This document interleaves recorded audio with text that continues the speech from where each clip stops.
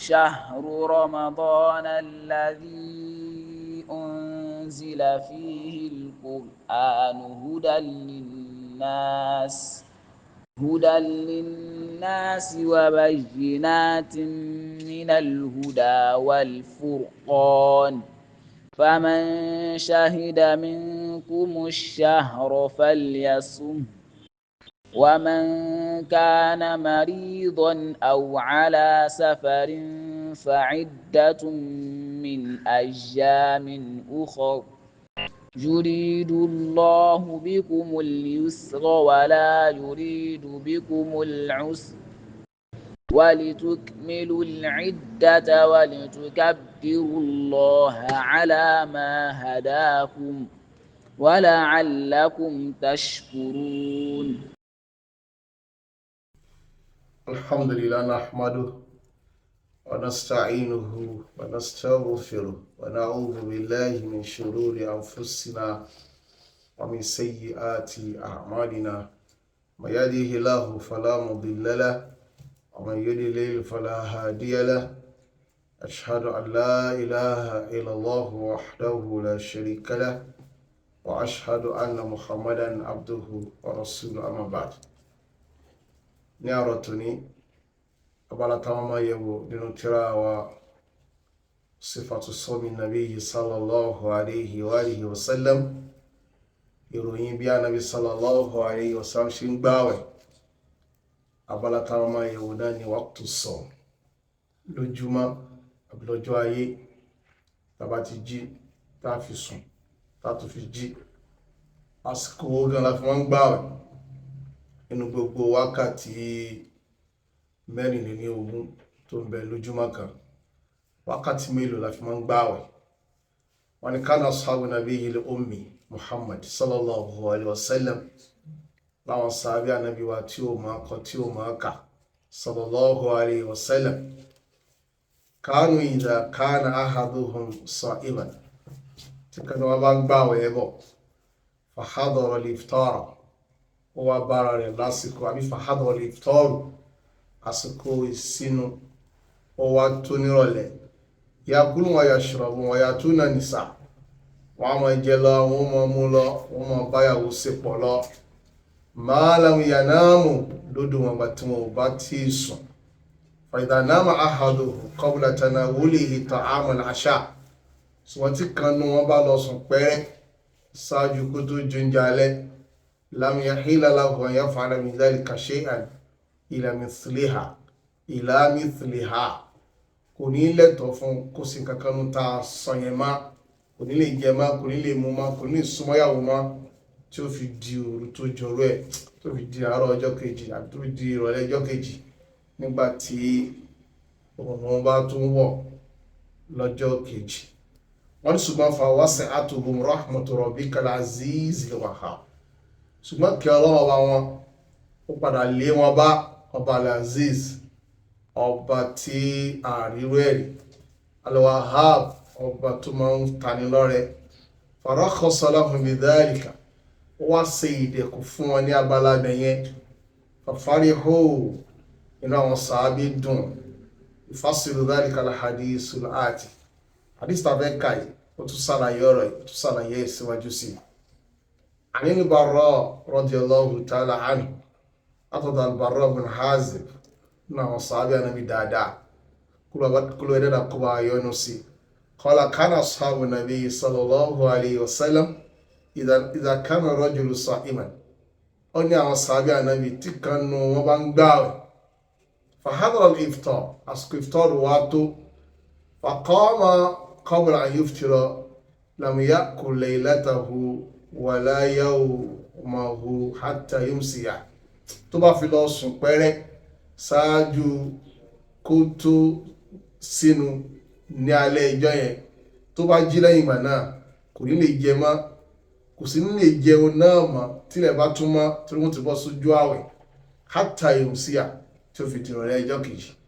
wọn ni wàá yín náà Qaisa bin Sirimata al-Ansari, ṣùgbọ́n kan náà àwọn Ansar táwọn sí Qaisa náà Sirima kana sa'iman, ó ń gbààwẹ̀ ìjọ kan.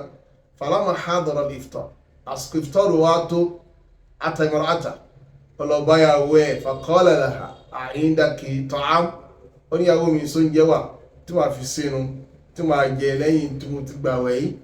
qalat la, ìyàwó rẹ̀ ní kò sí o, walakin antaliqu fa atluba laka, ṣùgbọ́n jẹ́ ń bọ́ owó oúnjẹ lọ. wa kana yawmuhu ya'mal, ọkọ rẹ̀ gbogbo ọ̀sán rẹ̀ ó fi máa ń ṣiṣẹ́ ni. faghalabatuhu àìná, òun bá gbé lọ. faja'at imra'atuhu, gbàtí ìyàwó rẹ̀ máa fi padà dé. falamma ra'atuhu, ìyàwó rẹ̀ ọkọ náà ti sùn lọ.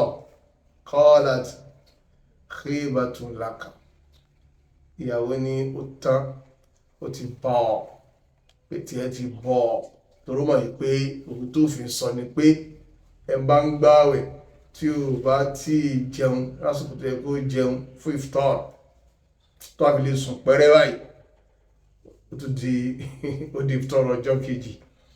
wọ́n ní falamma intasafa nahar, ọkọ jí sínú àwẹ̀, ó ń gbààwẹ̀ lọ́jọ́ kejì. pàtó fi máa di ọ̀sán dáadáa lọ́jọ́ kejì, bó ṣe àlè ọkọ sí dákú nìyẹn o. wọ́n ní fadhakara dhalika linabiyyi sallallahu alayhi wa sallam, afadhukira dhalika linabiyyi sallallahu alayhi wa sallam, abalọ mẹ́jọ yẹn lọ fi sọ Ànábì sallallahu alayhi wa sallam. fanazalat hadhihi al-aya, ó ní àyà ní suratul Baqara yẹn. وحيل لكم ليلة الصيام رفث إلى نسائكم، ló fi sọ̀kalẹ̀. Olúwa ní uhilla lakum laylata siyam, àṣẹ́lẹ̀tọ̀ fún yín lóru tẹ́ fi ń gbààwẹ̀. arrafathu ila nisaikum, arrafathu níbi bimana àdìjìmá, àṣẹ́lẹ̀tọ̀ fún yín lóru àwẹ̀ pé ẹ lè máa súnmọ́ àwọn ìyàwó yín. wọ́n ní fafarihu bidhalika farhan shadida, ní àwọn sàábé dùn sí òfin tuntun tó ṣẹ̀ṣẹ̀ sọ̀kalẹ̀ yìí. wa nazalat, Olúwa tún sọ àyà kalẹ̀ pé wakulu washrabu, ẹ máa jẹ ẹ máa mu, hatta yatabayyana lakumul khaytul abyadu minal khaytil aswadi minal fajr, ẹ máa jẹ ẹ máa mu títí òwú funfun tí ó fi hàn sí yín kú níbi òwú dúdú minal fajr, lásìkò àlùfájàrí. ọ̀rọ̀ ń bọ̀ lórí àyà eléyìí náà láwọn ìjókòó tó bọ̀ wájú, pé kí ni túmọ̀ híhàn òwú funfun lẹ́gbẹ̀ẹ́ òwú dúdú lásìkò àlùfájàrí. tó dá nínú àwọn sàábé tó mú funfun báyìí, tó mú dúdú báyìí, tó fi sábẹ́ wìsáàdà rẹ̀, abẹ́ pílò rẹ̀, gbà tó di àsìkò àlùfájàrí, wọ́n yẹ̀wò, gbà tó wá tó rí funfun yàtọ̀ sí dúdú, àlùfájàrí ti yọ.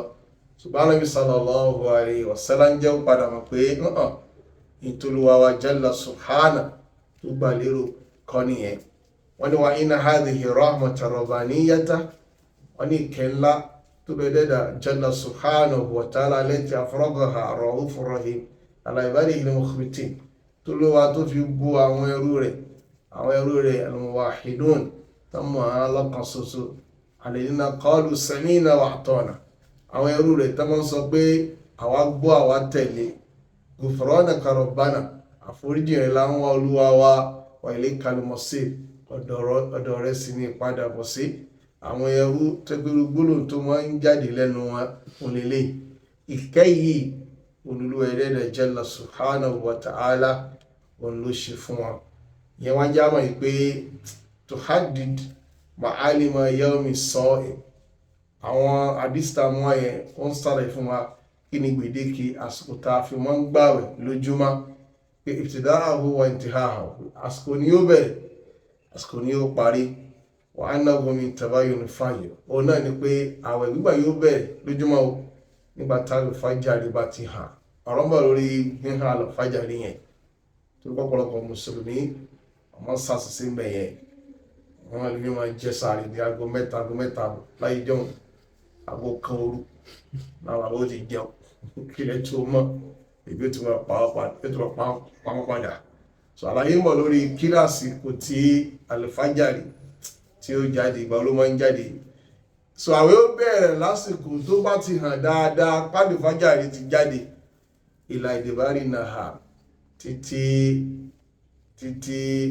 títí òòrùn ó fi wọ̀.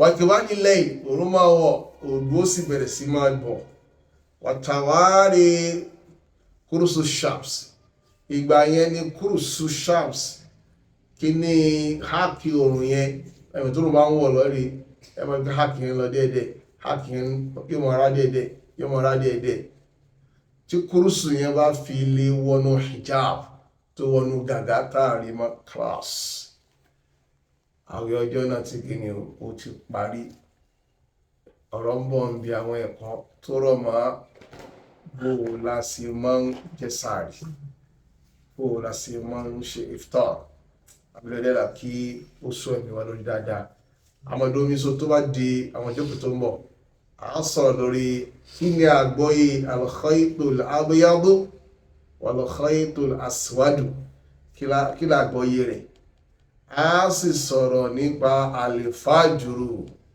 kí ni túnmọ̀ àlìfájùrù mélòó sí ni àlìfájùrù mélòó ló pín sí wa sallallahu ala nabina muhammadin wa alihi wa sahbati ajma'in wassalamu alaikum wa rahmatullahi wa barakatuh.